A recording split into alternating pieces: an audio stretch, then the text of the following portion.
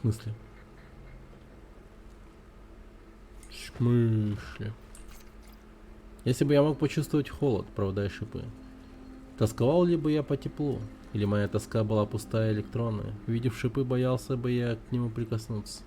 Или мой страх был заранее прописан в моих схемах, которые гудят, предупреждая, избегая близости? Если я буду стимулировать эмоции, смогу ли я приблизиться к пониманию их сущности?